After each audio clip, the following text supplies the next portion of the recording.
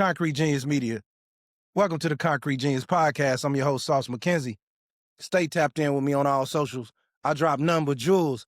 And the train is really going down the track real fast. So if you like to be a part of this, I'd appreciate it. If you share, like, follow, tell a friend to tell a friend, get a copy of my book, The Game Changer. ConcreteGeniusMedia.com is the website. At Concrete Genius Pod is YouTube, TikTok, IG. You can move around. Sauce McKenzie. On Twitter, you can move around. Concrete Genius 6. On Twitter, you can move around. Concrete Genius Media. On Facebook, you can move around. I'm everywhere like air. I promise you.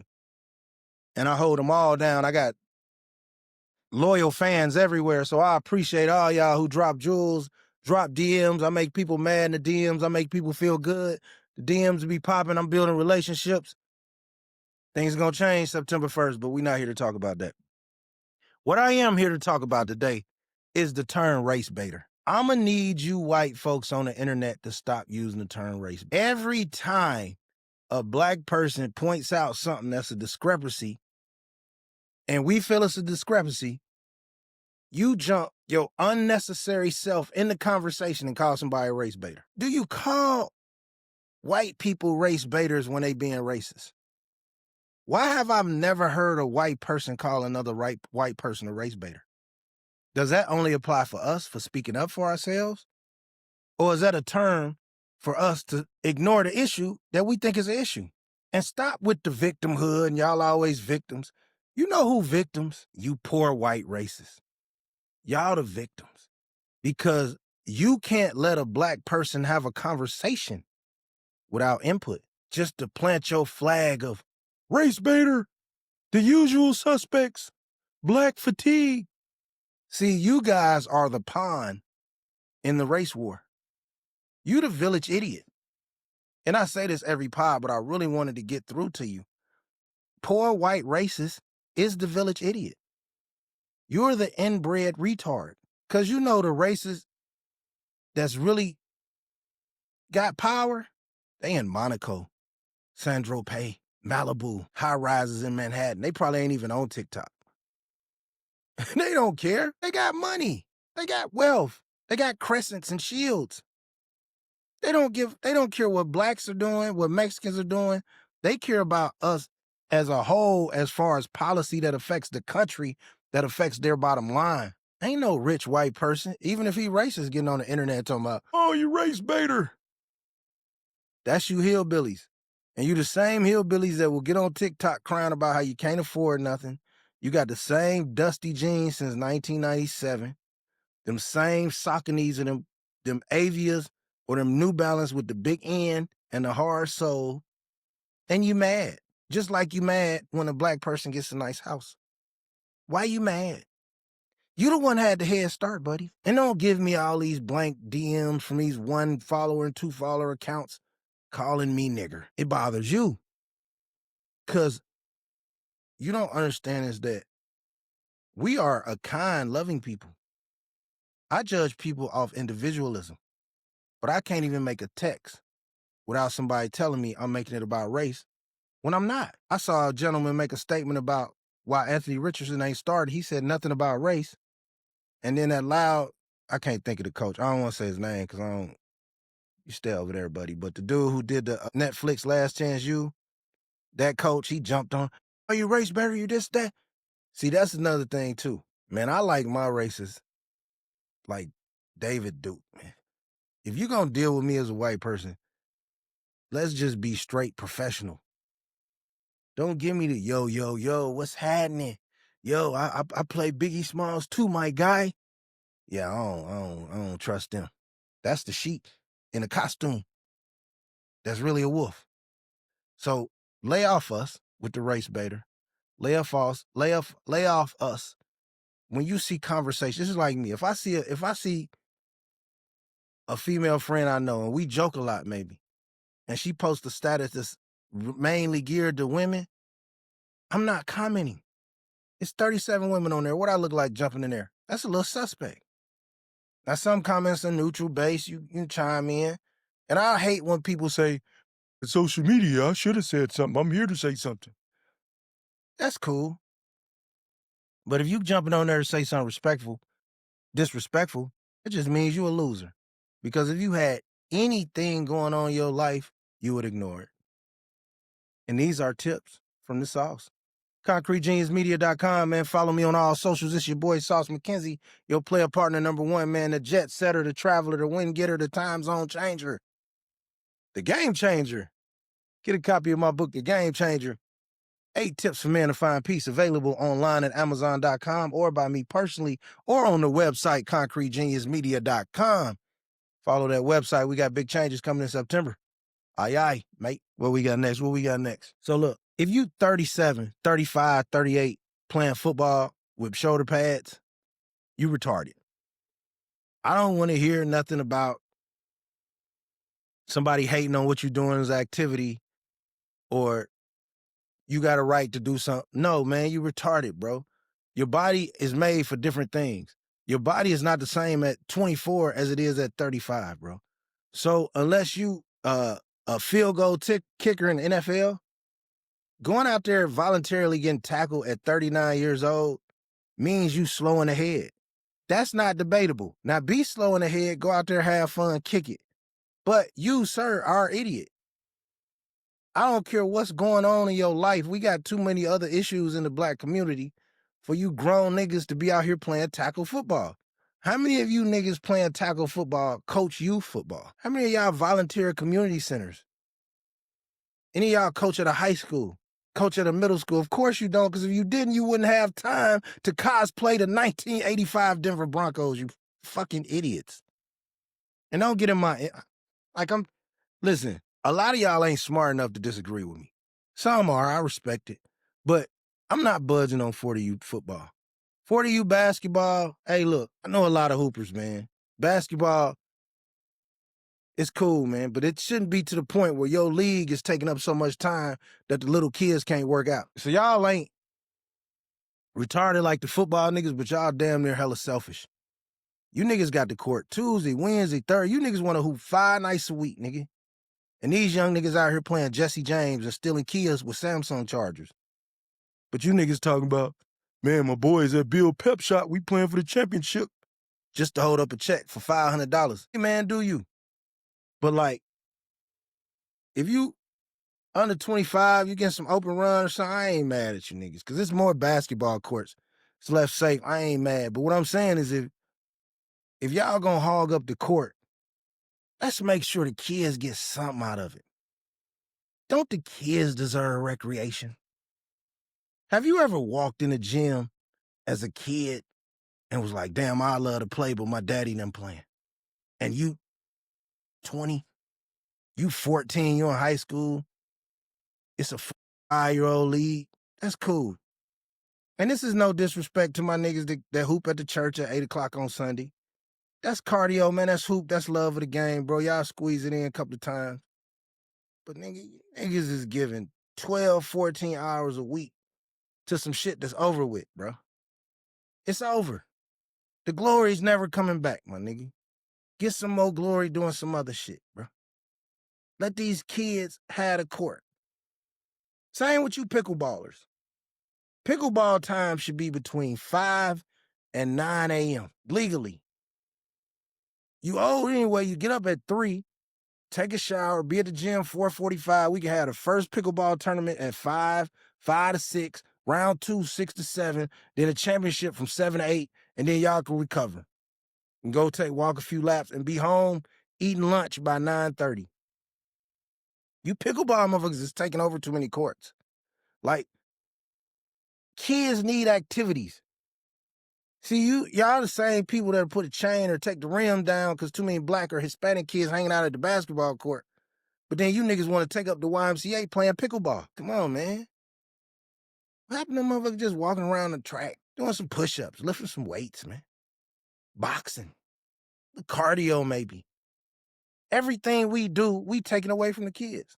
And ain't none of y'all giving back. So I'm saying this as a person that coaches, mentors. I hear the cries. I'm a dad. I got kids in sports. I know what it's like to look for facilities. And well, we could rent you these 2 nights for $175 an hour, but we got pickleball Monday, Tuesday, and Wednesday. Then we got our 45U league Tuesday and Thursday. Then we got our 30U league Wednesday. Come on, man. Come on, bro. Now, if you run a league like my man's them doing on the South Side, bro, they hooping, they getting niggas to college, they letting college niggas get some run. They keeping niggas off the street. That's different. They keeping niggas off the street that's trying to find their way, young men. 25 and under, you a young man still. I ain't got no beef with that. Bro, you 40? You need to go join, be a Mason, bro. VW Post, Pledge, do something, bro, but let these niggas have the basketball court. ConcreteGeniusMedia.com. And y'all mad. And I'm getting attacked in my DMs by a bunch of women that buy Shein. I didn't know Shein was so offensive. I said, stop wearing Shein and drinking out of Don Julio bottles. It's not ladylike, and it's not ladylike. Don't no nigga want no ratchet. Why is the default for women to act ratchet? Do you think ratchet is sexy? Is that what they've poisoned the minds of our beautiful queens to believe, that ratchet is sexy? At first, twerking was just a more like strip club girl. Every now and then the girl athletic, she get a little loose. You got 50-year-old bitches with bad ankles twerking. It's disgusting. Your hot girl era was over in 2011 with Chingy. It was done. You don't have a hot girl era. You're a grown woman. So you 37 drinking out a bottle, I don't care, you look dumb. And too many men ain't gonna tell you that because they coochie whipped. They don't care about shaping up society. They need some coochie. I'm telling you, you look dumb. And don't no nigga want to marry no ratchet hoochie. Conduct yourself like a lady, and then you will attract the type of man you want. Y'all want to act like whores and sexy red and motherfuckers pouring shots in your mouth, and you pre-diabetic and you twerking and shit. And then you talking about ain't no good man. I don't know nigga want to walk around with no motherfucking thought box. Even if you ain't a thought box, you behaving like one, you a thought box. Carry yourself with some decorum, and then you can get a man that's about something. That's why y'all keep getting the same either recycled niggas that's homeless, attractive with 7 children, and they live in their car in a shelter, or y'all getting the big fat funky dumb niggas. That's it.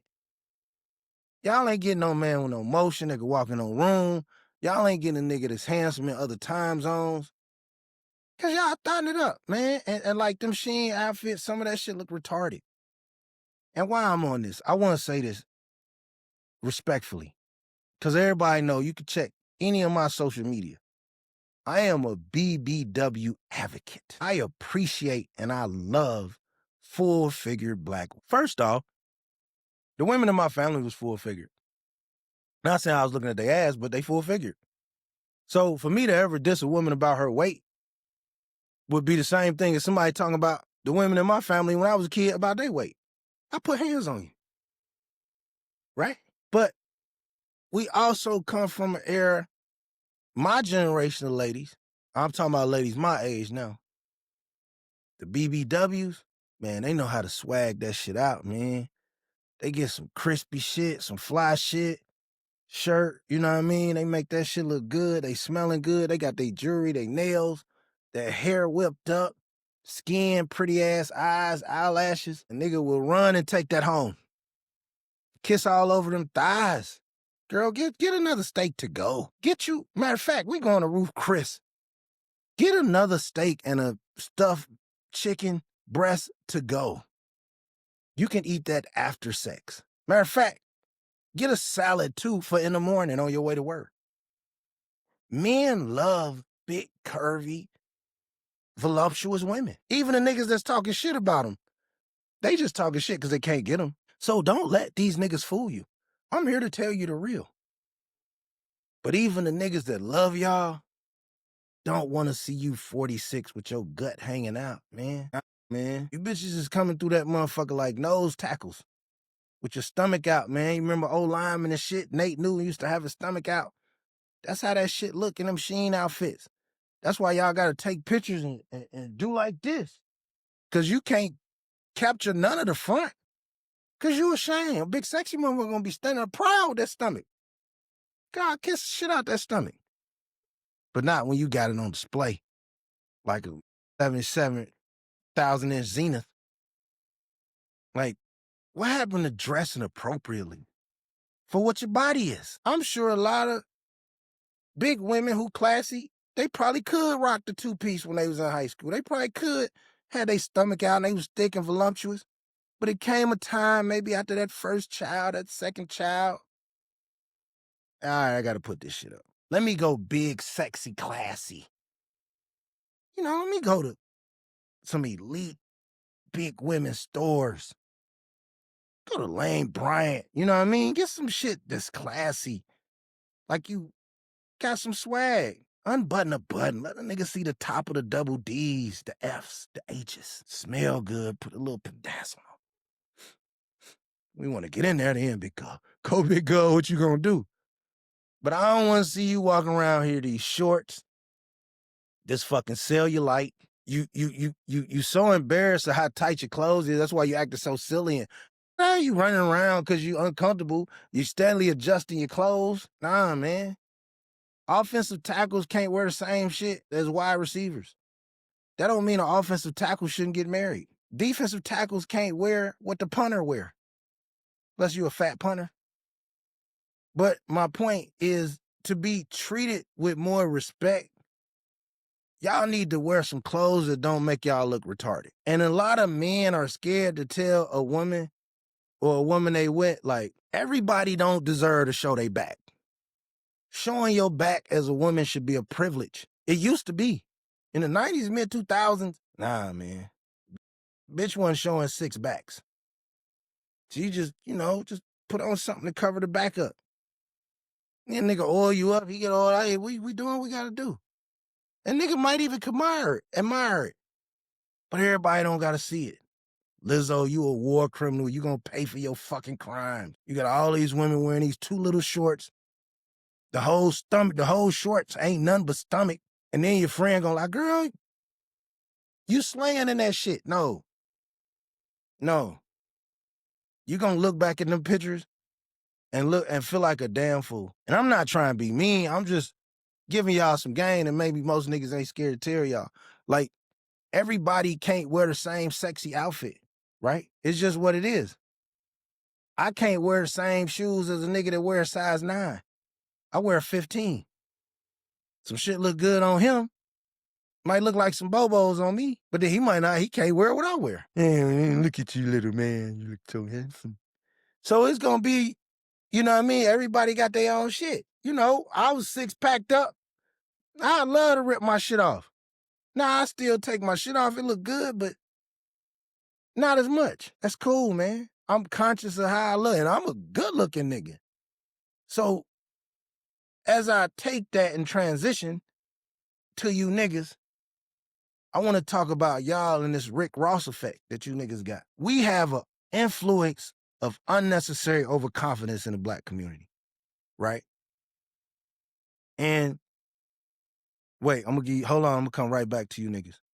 And I think I know it comes from the internet, social media dopamine, and then these once bitches that live in apartments could start affording surgeries, shit went to hell.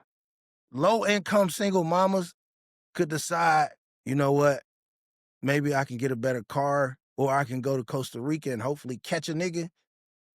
And y'all started risking y'all lives, going to Brazil and San Juan and these basements in the Bronx, New York, and fixing flatten y'all booty and letting these motherfucking doctors in Ecuador cut on you. These niggas ain't got a 3rd grade education. You flying over here because it's $5,000 to get a new booty. Y'all motherfuckers is dropping dead to get a new booty. Your belly buttons look like apostrophes. Whatever happened to loving yourself? Like, whatever happened to maximizing what God gave you? See, that's what made us unique in the 70s and the 80s and the 90s and the 2000s. That girl with that nose, it was beautiful. She ain't had to change it. Now you run into a chick you went to school with, she be like, hey, I went to school with you. I've never seen your face before in my life. I'm sorry. I don't remember you. You've been under the knife too much. It's Kim Kardashian effect. And I'm not talking about white or Latino women right now. I'm talking about my sisters. Ain't nothing worth dying for, especially no BBL, just so you can get fucked out by the niggas you been wanting, and you still ain't gonna get wifed up. I ain't never met a man that told me he married a woman because she got a BBL. She compassionate. She's a nurturing mother. She's smart. She has a brain and can turn my money into more money. She's supportive. She listens. She's strong. She has a great relationship with her parents. She has a body count under 10. That's what niggas want to marry. And I'm sorry, it is what it is. Don't no nigga want to marry no woman that goes to get a bunch of certain. Now, okay, this new generation, niggas in their 20s, they tweaked out. These little niggas is tweaked out. They like that shit. They like them, RoboCop booty bitches. That's a young nigga thing. But I'm talking to you bitches that was born after. Stop cutting on your body. It's an epidemic. You want to lose weight, go to the gym. You see a family picture now, and one sister that can afford surgery and the other one that couldn't. Them niggas look adopted. Excuse me. And like I said, I be seeing motherfuckers, I went to school. How the fuck is you getting a BBL at 50? And I'm getting my prostate checked. Like, nah, man, what the fuck? You old. What's the purpose? Who you want to impress? If your niggas say you good, why you going over here like the internet and social media made women 10 times more insecure over their bodies? What time is it? What time is my flight? Yeah, the internet made women way more insecure over their bodies. So, yeah. And then you niggas, right? This is what I call a Rick Ross effect with you niggas. See, before Rick Ross, you niggas had a little humility. If you was built like Grimace your whole life, you never had a six-pack, even when we was swimming in 8th, 9th, 10th grade, 4th, 5th grade, you never been able to take your shirt off. You always wanted to be shirts when we played shirts and skins. A lot of niggas built like that had the pledge to feel confident and get some women. That's what they were pledging was for. Like, they're going to take a couple of handsome dudes online, and then they're going to trick a couple of you fat, funny-looking niggas to pledge so y'all can have some confidence and get in the world, and you niggas that wear your pants on your waist and shit. They needed some of you big stomach niggas, right? You niggas was the efficient weirdos of society. But then here come Rick Ross. And I like Rick Ross music. I think Rick Ross is a hell of a hustler, so don't clip this and make it seem like I'm talking about him. But Rick Ross was the first fat nigga confident to be like, hey, I'm fat nigga, I'm this. Hey, this my swag. And that's his swag, it worked. But that ain't all you niggas swag, man. You know what I'm saying? Like, just cause one fat nigga make it through there and he cool, all you niggas then grew beards. You niggas is wearing too tight clothes, skinny jeans, you carrying guns, and you 43. Your days of being a cowboy gangster have passed you, my nigga. It is time to give your life to God, Jesus Christ. And then you go to the Boys and Girls Club and you say, I want to volunteer, whatever you need me to do. Be it clean the toilet, sweep, iron the uniforms, whatever you need to do, I want to help my community. But nah, you niggas want to stand around and go see Lil Yachty. You niggas, you 5-year-old foreign niggas, you niggas is 40 and talking about Jim Jones, your idol. No, man. We got to project a level of intelligence on us as the old niggas. We got to stop blaming the young niggas until the old niggas stop being so ignorant. When I say old, I mean any person over 30, 35.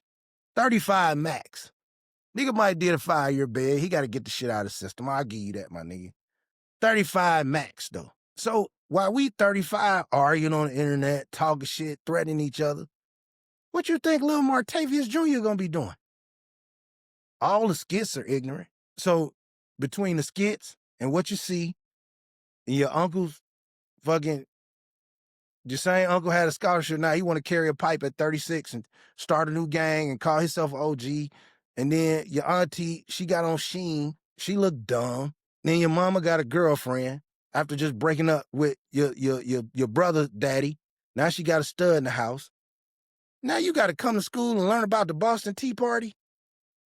Man, I'll be ready to shoot some shit up too. And I told y'all, until we stop being dysfunctional, these kids are going to be dysfunctional. ConcreteGeniusMedia.com. This is the realest shit you're going to hear, man. I am your preacher in the pulpit. And I don't even want your money. Maybe.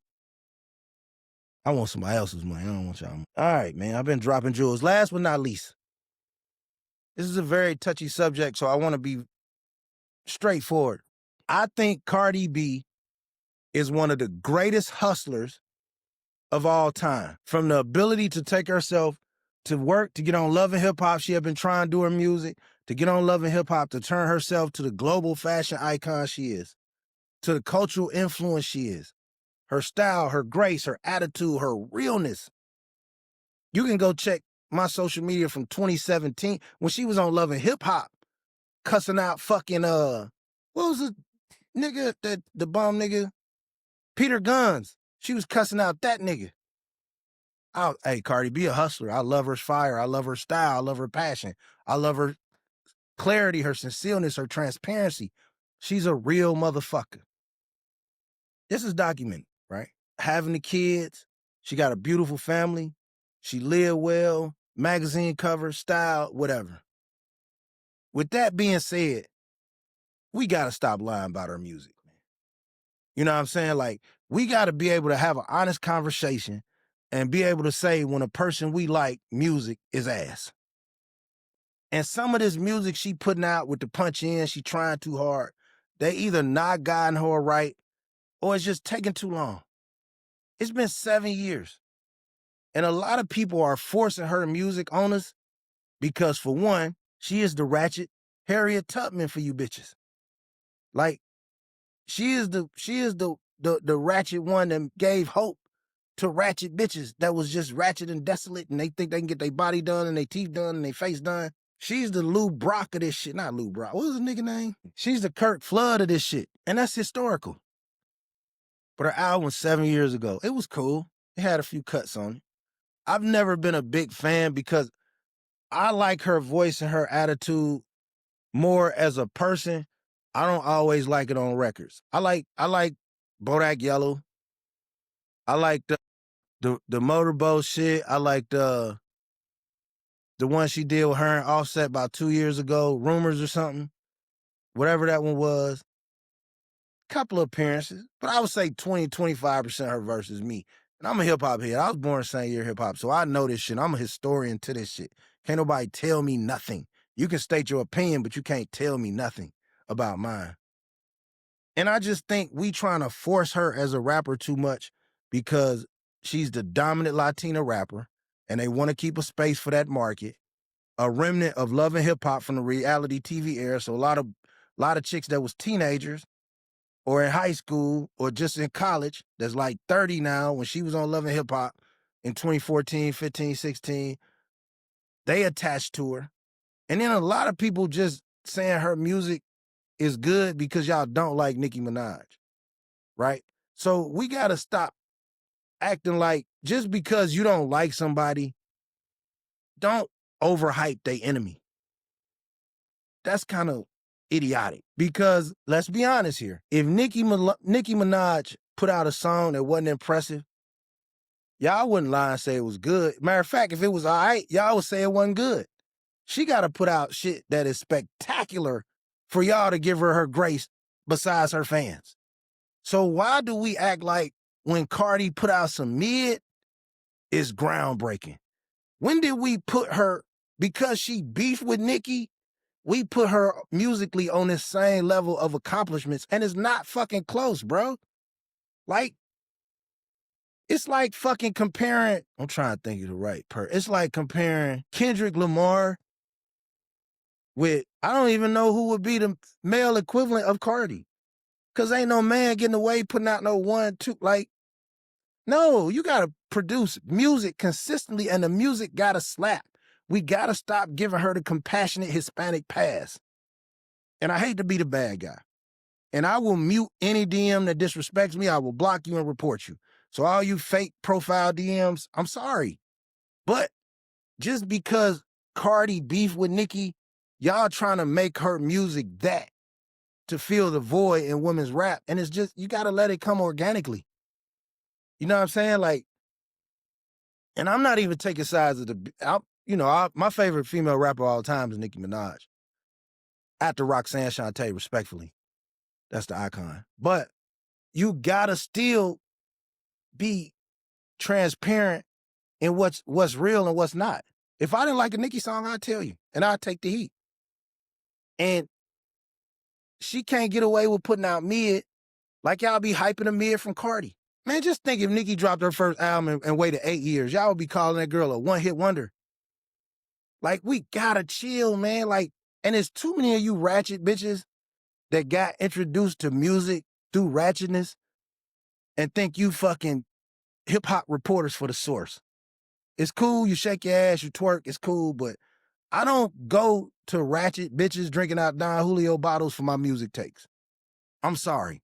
Like, it's good you like it, it's good you spend your money, but you can't name 20 rappers. You can't name 50 rap songs.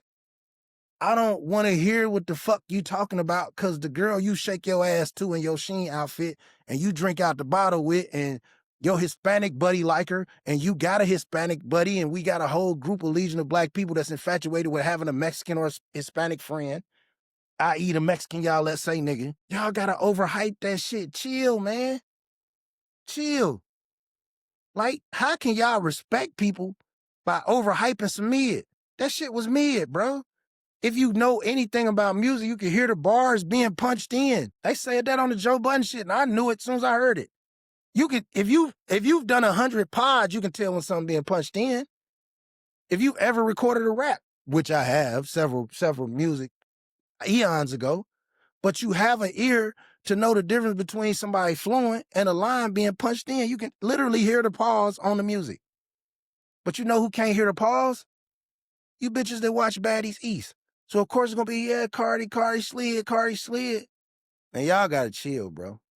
Y'all gotta chill, man. Y'all legion of Cardi fans, the gay boys that like Cardi, y'all gotta fucking chill, man. Like, it's cool, but we gotta stop hyping Mia, and we gotta stop treating her like she got the same catalog as a Nicki or a Rhapsody.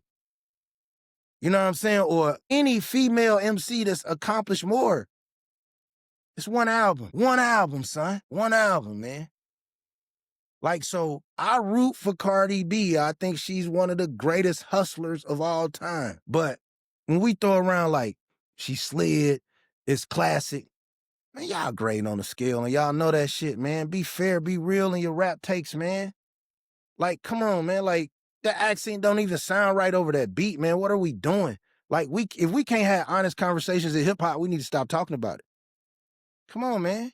And like I said, even people that I think know hip-hop, if they brag and going OD over the Cardi song, 100% of them hate Nicki Minaj. So if you was cool with Nicki, would you say the album was mid? Come on, man, let's be real here. Like, let's let these women live and be respectful, but we gotta be honest about the product. Remember, this is rap music. This ain't the video 8 and she slid and she talking that shit. Bro, if that shit ain't on the pocket of the beat, it ain't sliding with the beat, I can't fucking understand your words. You forcing words in the bar. So that means one line got 6 words, one line got 23 words, you forcing, cramming the shit in the bar. I don't like rap like that. The reason I like Nicki Minaj is because she spit with the best of them. She get on a track like Monster, and she like, yeah, I'm here with these niggas. This is my fucking 16, no punch-ins. And so just because they beefing, y'all acting like they on the same level musically, and they not, and they never have been, and they never will be. Now, from a fashionista standpoint or iconic women standpoint, I can't speak to that because women love them more. I'm just speaking to somebody who's a hip-hop fan. The fact that they beef, and it's this women's civil war between Team Nicki and Team Cardi, y'all have elevated Cardi's catalog to Nicki's. Come on, man, stop that. That's disrespectful to the art form, let alone an artist. And if you in your feelings, you probably need to examine why the truth got you in your feelings, because I ain't bothering nobody. I don't want no disrespect from nobody, but you not gonna bully me out my truth. ConcreteGeniusMedia.com, man. I got to go. I got a plane to catch. I love y'all. Follow me on all socials at Concrete Genius Pod. You got a comment about the pod. You got an opinion. Be respectful on either side. Even if you agree with what I say and somebody disagree, don't cuss them out on my page. Because if the roles was reversed, I wouldn't let them cuss you out. Let's be respectful. Let's have good dialogue, and let's chime in. Let me know what you think. Get a copy of my book, The Game Changer, baby. I got to go. See you soon. Peace, nigga.